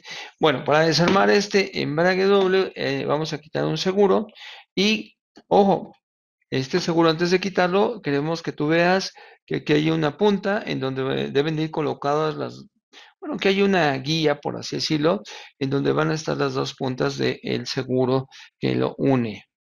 ¿Ok? Porque si yo pongo el seguro en otro lado, no va a sentar, no va a quedar en la ranura y se puede salir. ¿Sí? Siempre vamos a buscar esta guía y las dos puntas del seguro van a ir colocadas ahí. Muy bien. Lo vamos a quitar el seguro con un desarmador. Este clutch lo tenemos un poco incompleto, pero vamos a mostrar los componentes de cualquier manera. Yo quiero decirles que un clutch siempre debe de tener ciertas características y ciertos puntos que a nosotros nos deben de interesar. Uno de ellos es, tratemos de medir, ¿ok? Porque muchas veces decimos, a ver, desarma el clutch, ¿cómo están los discos? Oye, se ven bien, pues vuélvelo a armar. Oh, espérame, porque los coches deben de tener un juego. Y si no estamos en ese juego, podemos tener tardanza en la aplicación o golpeteos. No es nada más no es nada más quitar y poner. Bueno, antes de avanzar, quiero que sepan ustedes que aquí hay unos datos que vienen sobre el embrague doble. Y dentro de esos datos luego aparecen datos de fabricación, es decir, cuándo fue diseñado, qué número de parte, etcétera, etcétera. Con estos embragues vamos a batallar un poquito porque es difícil conseguirlos. Sin embargo, si tenemos un buen proveedor que los manufactura y que también hace muy buen trabajo con ellos. Ok, bueno, más adelante vamos a darles una foto para que vean los datos. Bien, acá en el centro, igual que en otras embragues dobles, por ejemplo el de la DQ250, la 012, encontramos dos coples. Este grande es con el que se va a unir la flecha 1, es decir, con la que se va a trabajar el K1. ¿Ok? Acá si tú te das cuenta, lleva un valero, un rodamiento plano, aquí. En el caso de la DQ250 no llevaba rodamiento en esta parte, pero en este caso sí llevamos. Y aquí a la vuelta, bueno, aquí van a estar trabajando los discos de K1 en esta parte y la flecha de cambio entrada 1 va a estar trabajando en este estriado. Muy bien, pasamos más adentro, tenemos otro acople, solo que este es para K2, los discos, el centro es más pequeño, tenemos aquí otro rodamiento plano también, y aquí tenemos las ranuras donde van a trabajar los discos de K2. ¿Ok? Pues bien, entonces vamos a sacar los discos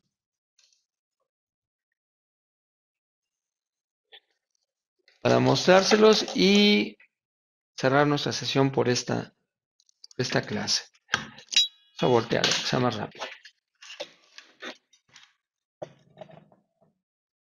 En este caso, fíjate qué pasó aquí, que intentaron, o más bien que hicieron, un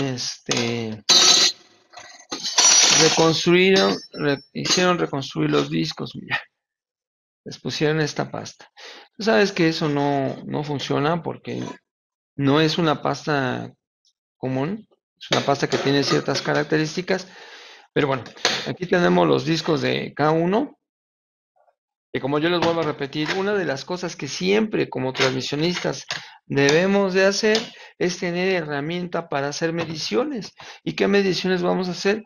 Pues la holgura de los discos. ¿Cuánto juego tienen los discos? Eso es bien importante. ¿Ok? En este caso nosotros tenemos 4, creo que deben de llevar 5 discos de fricción. El dato ya se los voy a dar en la siguiente sesión. Y ahora vamos a ver los del K2, ya para que finalicemos nuestra sesión. Acá está el seguro que sostiene la placa, los discos de K2.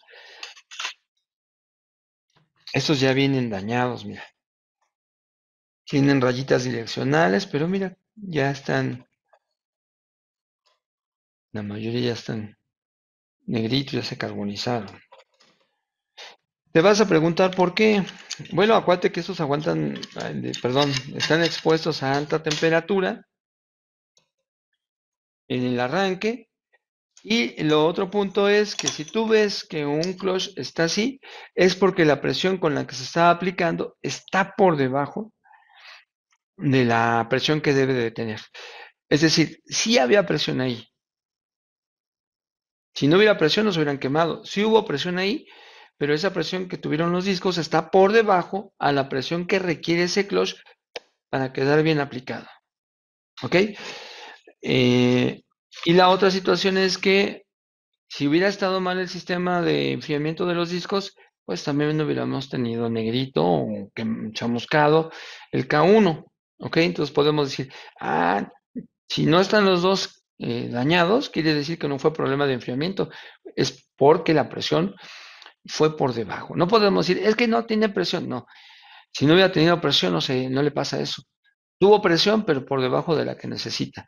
Al final yo lo que les puedo comentar aquí es lo siguiente. Antes de despedirnos, aquí en este doble embrague tenemos cada clutch, su émbolo. Sin embargo, nosotros lo que podemos hacer es solamente retirar este émbolo. Si lo quiero cambiar y lo consigo, lo cambio, igual que los discos. Sin embargo, el émbolo de K1, ese no lo podemos retirar a menos de que tuviésemos una herramienta muy especial para poderlo hacer, para poderlo abrir y cerrar. A lo mejor no necesitamos, si tú confías en que tenemos un buen proveedor que puede habilitar el embrague doble. Bueno, por el momento vamos a dejar esta descripción y continuamos el día jueves con nuestra segunda sesión. Si tienen alguna... bueno, perdón. Vamos a continuar, perdón. Me equivoqué de la hora. Eh, Vamos a dejar ahorita unos minutitos para que ustedes de alguna manera nos tengan algún comentario o alguna pregunta. Porque lo que pasa es que luego se nos acaba el tiempo y las preguntas se quedan al final. Entonces vamos a esperar si alguien nos quiere hacer un comentario. Me equivoqué aquí en mi reloj. Relacionado a lo que hemos estado viendo. ¿Ok? Bueno, si todavía no lo hay, vamos al final entonces a ver si tienen preguntas.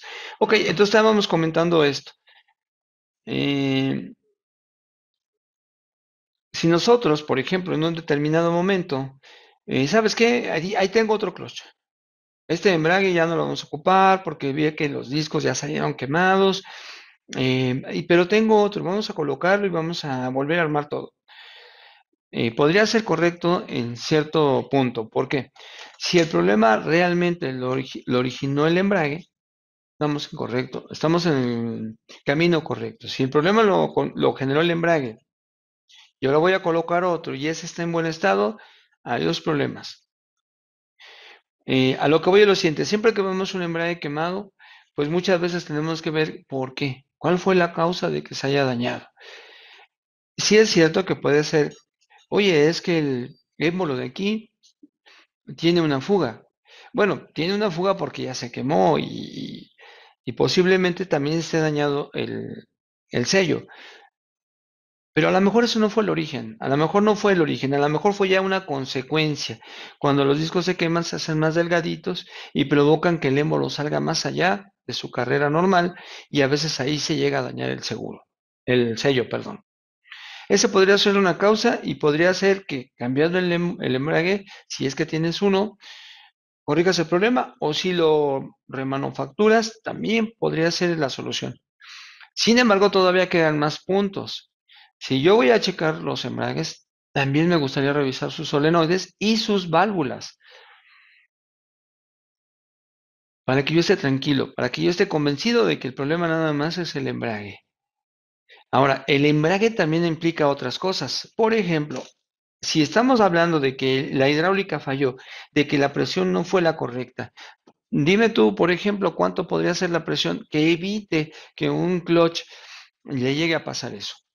Bueno, vamos a pensar que un clutch con la cantidad de discos que hay aquí, que son varios, tuviese unos 120 PSI, yo te puedo casi asegurar que no tendría por qué haberse quemado. ¿Ok? A lo mejor puede ser que requiera 180. ¿Cuándo? Por ejemplo, cuando va a 180 kilómetros por hora, 190, que tenemos una velocidad muy alta, a lo mejor ahí se va a requerir un poquito más de presión. Y si no llegamos a esa, también podríamos tener el problema de calentamiento. Pero también podría ser que con 120 no llegase a estar tan dañado. ¿Ok? Si tuviésemos, por ejemplo, 90 PSI, ojo, Aquí la presión que vamos a encontrar en los manuales, en la información, no viene en PSI, se va a manejar en bares y ya más adelantito lo vamos a convertir. Es decir, vamos a trabajar más en bares que en PSI. Si tenemos, por ejemplo, 90 a una velocidad de 120, 140, 150, para mí, a pesar de que tenemos muchos discos, es que fíjate que la fuerza, la transferencia de torque, se va a dividir en la cantidad de discos que tengas. Entonces, entre más discos tienes, es posible que no requieras tener tanta presión. Y entre menos discos tengas, vas a requerir entonces compensar esa de menor cantidad de discos con mayor presión. ¿Ok? Entonces yo podría pensar que si nuestra presión pudo haber bajado y estado entre 90 y 80 cuando el carro iba a una cierta velocidad, eso empezó a generar el conflicto de que se empezó a quemar el embrague. ¿Ok? Hace ratito comentábamos, no podríamos decir que el sistema de enfriamiento falló. ¿Por qué? Porque entonces hubiésemos encontrado los dos embragues quemados y solo vimos uno. ¿Ok? Entonces, la conclusión es, no tuvo la presión correcta, sí hubo presión, pero no suficiente, entonces empezaron a patinar los discos y se empezaron a quemar. Yo quiero pensar que mi problema lo pueda corregir cambiando el embrague y el problema se acabaría. Ojo, la recomendación también checa tus solenoides y checa también tu eh, cuerpo de válvulas. ¿Por qué cuerpo de válvulas? Porque cada clutch tiene una válvula y podría ser que el clutch 1 tiene bien su válvula y el clutch 2 ya tenga desgaste. Ojo también, a lo mejor tengo otro clutch y tiene otros anillos. Y a lo mejor sí estos anillos tienen desgastados, pero el otro que tengo, esos anillos están en buen estado. Sí, te creo. Pero lo que yo tengo que checar es el área donde trabajan los anillos. Pues a veces con el tiempo y el uso, los anillos también generan desgaste en el área, en el cilindro, en la parte donde estos están trabajando. Pues todo esto es parte del embrague. El embrague no nada más son los discos y el émbolo o los pistones. Hay más tema, hay cosas más allá de eso. Son los pistones, son los discos, es el ajuste de los discos. Los sistemas hidráulicos muchas veces van a compensar si el embrague tiene más juego de lo normal. De alguna forma lo van a compensar agregando más fluido. ¿Ok? Pero va a llegar un momento en que llegan al límite de adaptación, que ya no puedan mandar más fluido. O que, que en lugar de regular el clutch para que se aplique poco a poco, manden el aceite de un solo golpe con la intención de que no se patine el clutch. Muchas veces podemos decir, oye, qué feo patea. Pues sí, ese ya puede ser consecuencia del juego excesivo que tengamos en el embrague. ¿Sí? Si tuviéramos un juego en el cual el módulo puede controlar al solenoide para que lo aplique gradualmente, que no haya un golpeteo, pues lo va a hacer. Pero cuando ya se sale de ese parámetro, ya no lo va a modular, sino que lo va a mandar con alta presión. De no hacerlo de esa forma, podríamos tener un problema de que los discos se quemen. Por eso, en lugar de que se quemen, mandamos la presión, va a haber golpeteo, pero no se van a quemar los discos. ¿Ok? Por ello es que les comento que tomemos en cuenta esos ajustes, esos juegos de cloches. Bien, entonces ya comentamos que los émbolos son bien importantes, que los anillos son bien importantes, el área donde van a sellar los anillos también es importante. Ojo también, aquí tenemos unos rodamientos, aquí tenemos uno, ¿ok? Y acá tenemos el otro, son críticos, es indispensable que nosotros nos demos cuenta que estén en buen estado. ¿Por qué? Acuérdate que esto ya no son nuevos, o sea, son componentes que ya tienen mucho kilometraje, ¿ok? Que han acumulado por los años de trabajo mucho kilometraje. Y estos dos rodamientos hacen como si fuese un buje que va a mantener el peso de este componente, van a cargar estos valeros, van a cargar. Y también van a hacer que los anillos trabajen muy bien Pero si un valero o un rodamiento de estos ya tiene desgaste, la unidad se va a ir apoyando, se va a ir recargando en la parte de abajo y puede generar desgaste. ¿Ok? Entonces, también tenemos que fijarnos si estos elementos están en buen estado y que no tengan mucho desgaste o que no tengan prácticamente desgaste si fuese necesario, reemplazarlos. ¿Ok? Tal vez no por ruido, sino porque si nosotros no tenemos este rodamiento al 100%, el cuerpo del embrague, que es muy pesado, se va a empezar a caer y va a empezar a trabajar sobre el área, sobre la parte cilíndrica donde trabajan los anillos. Muy bien. Entonces, vamos a darles la tarea de darles información que ustedes ya nos pidieron. Voy a darles la presión en la que trabajan los cloches, las tolerancias y algunos datos del escáner para poder saber un poquito sobre los cloches. Eh, Recuerden que nosotros en esta transmisión vamos a manejar las unidades en bares, así es que vamos a ver cuáles son los valores mínimos y los valores máximos o los valores en los cuales el embrague va a trabajar bien. No va a ser lo mismo cuando el embrague ya está al 100% aplicado y el vehículo moviéndose a el arranque del vehículo de cero a que empiezan a moverse las llantas, ¿ok? Va a haber una gran diferencia, pero si los parámetros de presión en el caso uno y en el caso 2 están bien, bueno, no nos preocupemos por el embrague. En caso de no ser así, recuerden que las causas pueden ser aquí mismo, en el embrague, pero también tenemos solenoide de embragues y también tenemos válvula de embrague. Si queremos mucha seguridad, pues sí, podemos reemplazar el clutch, podemos reemplazar los discos, podemos checar todos los ajustes, solo que yo te recomiendo que revisemos los solenoides y también revisemos las válvulas para cerrar el punto y todo quede muy bien. Muy bien. ah, Osvaldo ya inmediatamente se interesó y ya nos está empezando a preguntar por las holguras. Sí, Osvaldo, te decía que en la siguiente sesión vamos a hablar sobre de ello. Mira, te voy a dar una recomendación para checar los cloches. Lo podemos hacer de una forma muy rápida con un indicador de carátula, que es lo que normalmente nosotros hacemos. Eh, Hay algunas pruebas que nos van a servir mucho. También lo podríamos hacer, colocar el indicador de carátula y aplicar presión. También se podría hacer. También podríamos, calibrador de láminas es un poco incómodo.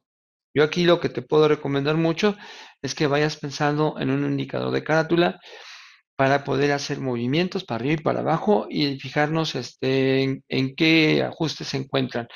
Hay cierta tolerancia. Yo, por ejemplo, en algunos he visto muy bajita tolerancia, unos 75, y una tolerancia que podría llegar a ser de unos 90, tal vez hasta un poquito más. ¿Sí? O sea, ese sería, si tienes aquí el embrague y lo quieres ajustar, pienso que podrían ser las tolerancias recomendables. A lo mejor si lo dejo en 110 todavía podría estar bien, pero yo lo que quiero pensar es que si lo dejamos en esos juegos, el clutch poco a poco va a ir tomando su ajuste y nos puede durar un poquito más, o sea, sin que se salga de tolerancia. Tampoco podemos arriesgarnos a dejarlo muy, muy justo porque esto podría generar golpeteos, aplicaciones muy bruscas, vibración en el avance y no nos convendría mucho. La idea es dejarlo holgado, pero no salirnos de tolerancia. ¿Ok? Y ya te voy a hacer una demostración de cómo lo podríamos hacer y cómo lo podríamos checar.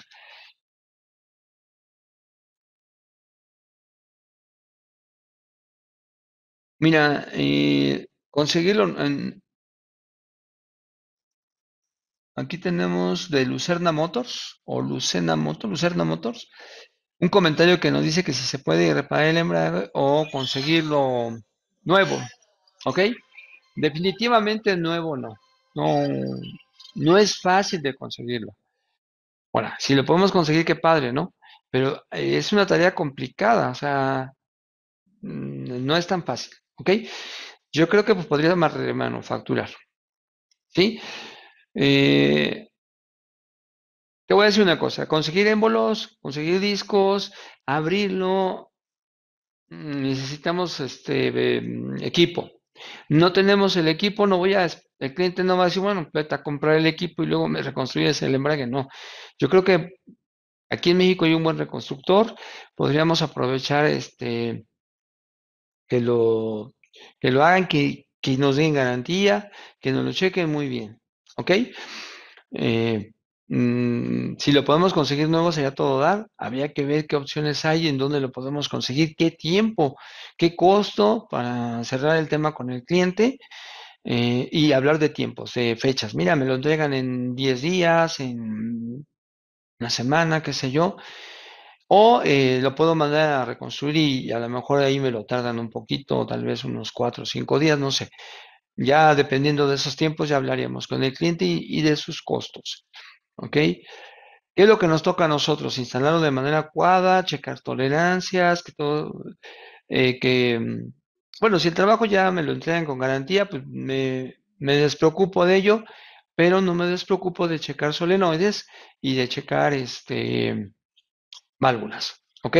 Para cerrar el tema, porque volvemos a lo mismo, no nada más le debemos dar toda la importancia. Sabemos que esto es ultra importante, súper importante, pero también para poder dar seguridad de que no vaya a fallar, pues es necesario que le demos también un tiempecito a la revisión de las válvulas y de los solenoides, que también vamos a platicar de ello, en dónde podemos encontrar el problema en los solenoides, dónde vamos a encontrar el problema en las válvulas, para cerrar y ver que no, cuando tengamos un problema de clutch, lo podemos abordar sin tener premura, sin tener preocupación. ¿Ok? Pues muy bien. Qué bueno que están interesándose y comentándonos aquí. eh, Digo, como todos nosotros nos interesa si hacemos algo, pues tener un poco de seguridad de que las cosas vayan a salir bien. ¿Ok? Bien, entonces aquí vamos a, a comentarles, a ver, vamos a indicador de carátula. Una de las herramientas que a mí me gustan mucho, porque muchas veces podemos tenerlas muy cercas, podemos tener ellas y las ocupamos muchísimo aquí precisamente para checar juegos. Eh, Hay dos tipos de juego. Uno es el juego que nosotros podemos checar de los discos y hay un segundo juego, el juego que pueda tener el embrague en la transmisión. Hay veces que cuando ponemos esto, pues ya lo colocamos ahí, móntalo en la caja y vámonos, ¿no? Pero muchas veces cuando montamos esto, ya dentro de la transmisión, a veces podemos ver que esto va a tener un juego, que el fabricante nos va a decir, chécate que ya haya unas 3 milésimas, 4 milésimas, o una tolerancia de tanto a tanto. Es el juego del componente que está dentro de la transmisión. ¿Ok? Siempre debe de ahí una tolerancia. Y para ello, pues, por ejemplo, esto era lo que te estaba comentando. Yo creo que muchos ya tienen algo similar, un indicador de carátula con su reloj, ¿ok? Ya que con él, muchas veces también lo tenemos que retirar de aquí del magneto para colocarlo, atornillarlo en la housing y poder hacer pruebas, ¿ok? Bueno, pues este mismo es el que podemos ocupar para que una vez que el clutch ya tiene los discos, pues lo ocupamos para checar que el juego que hay sea correcto, ¿ok? Vamos a suponer que yo no tengo que ajustar el clutch, ni siquiera conozco la tolerancia. Bueno, es válido. Sin embargo, aunque no tenga esos datos, pero sí tengo con qué medirlo, saco una hojita para guardar los datos y medirlo. Quiero checar cuánto juego tiene K1, cuánto juego tiene K2 y lo vamos a guardar. Podríamos hacer un análisis. Por ejemplo, yo tengo 120 milésimas en K1. Ok, 120 milésimas en K1, que también para este sistema, que es europeo, la información viene en milímetros. Y también es cierto que muchos información viene de los dos. nos dan la información en milímetros y también nos lo dan en pulgadas. Lo que pasa es que nuestros equipos, la mayor parte, están en pulgadas. Pero bueno, ahí podemos inclusive hasta hacer una conversión. Entonces, el hecho de que yo no tenga información no quiere decir que cierres con los ojos cerrados. Yo te recomiendo primero que nada que te acostumbres a hacer mediciones y que las anotes y las guardes, ¿ok? De todas maneras, no sé ni si está flojo o no está flojo y tampoco tengo con qué ajustarlo. Entonces, lo único que voy a hacer es medir cuánto tiene cada uno. Vamos a suponer que tiene 120 milésimas. Voy a hacer la siguiente regla. Cuento cuántos discos de pasta tiene. Vamos a suponer que tiene 6. Entonces tengo 120 milésimas con 6 discos de fricción. Lo único que tengo que dividir es esas 120 entre 6 y creo que me va a dar como de a 20. Hay 20 milésimas de juego entre cada disco. ¿Será eso correcto? ¿Será eso bueno? No lo sé. Pero yo voy a anotar la cantidad de discos, el juego que tuve, cómo lo medí y esa relación. Le toca como de 20 milésimas por disco. Me voy acá a 2 y hago lo mismo, cuántos discos tengo, cuánto juego tengo, vamos a poner que este tuvo 130 y hago mi conversión, 130 entre 6 discos que tiene mi Clutch, a mí le toca como de a 20. ¿Y qué me gano yo con eso?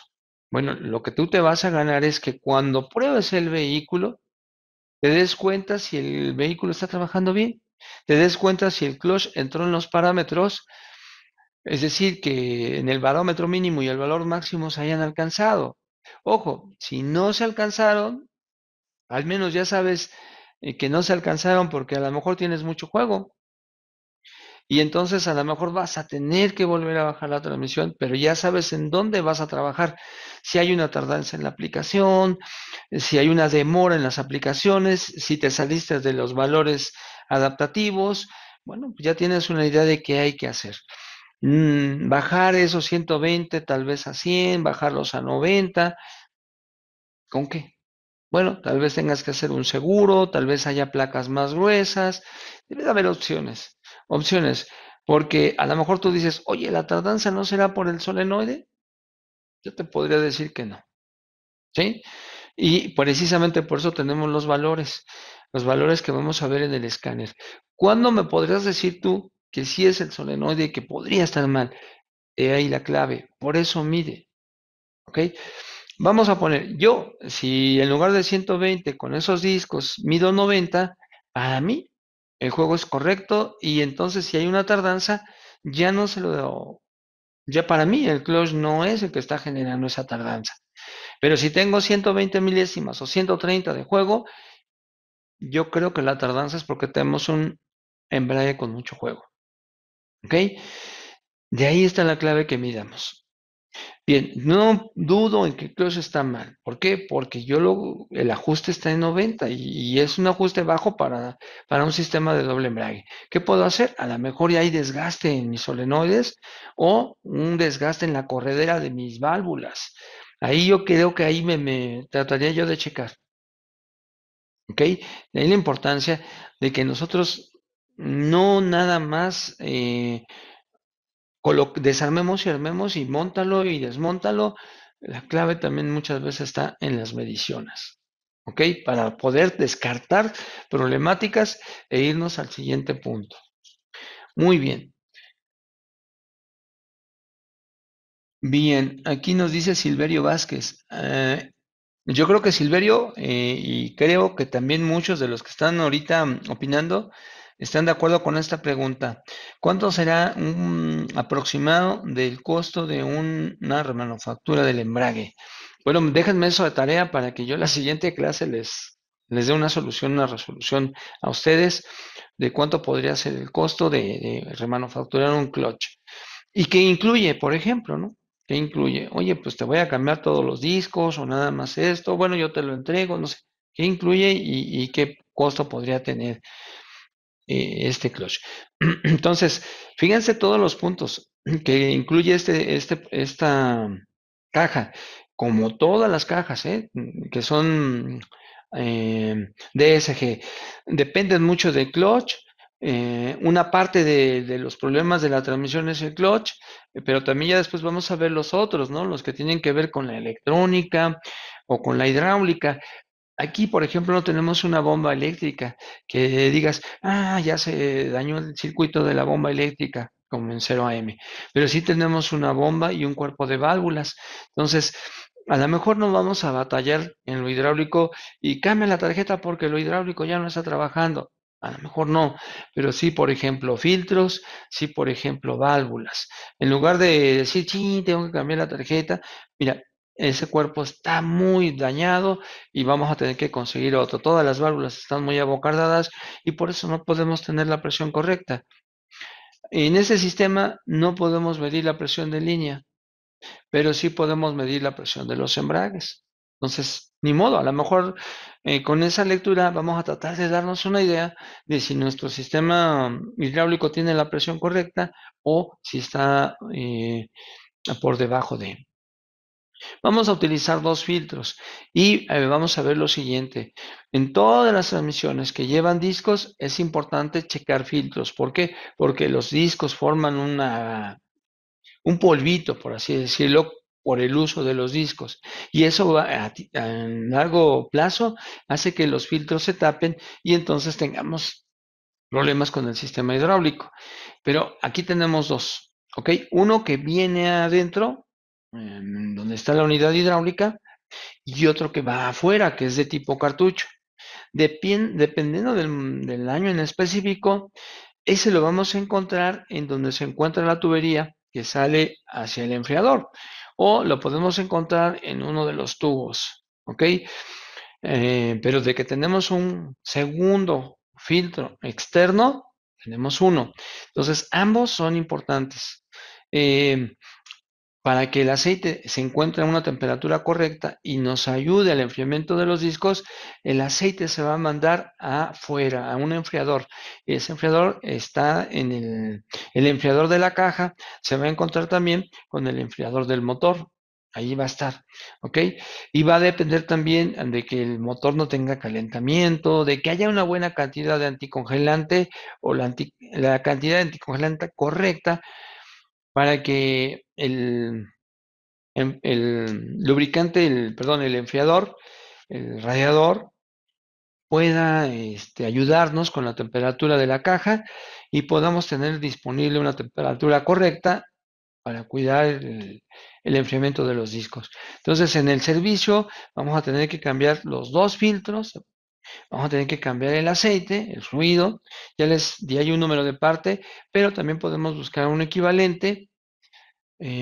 Podemos darles también algunas opciones de equivalencia de aceites para poder reemplazar el fluido, porque como comentábamos, el aceite va a hacer que se alargue la vida de la transmisión y estamos cambiando filtros porque estos se van tapando por el polvito que dejan los discos de pasta.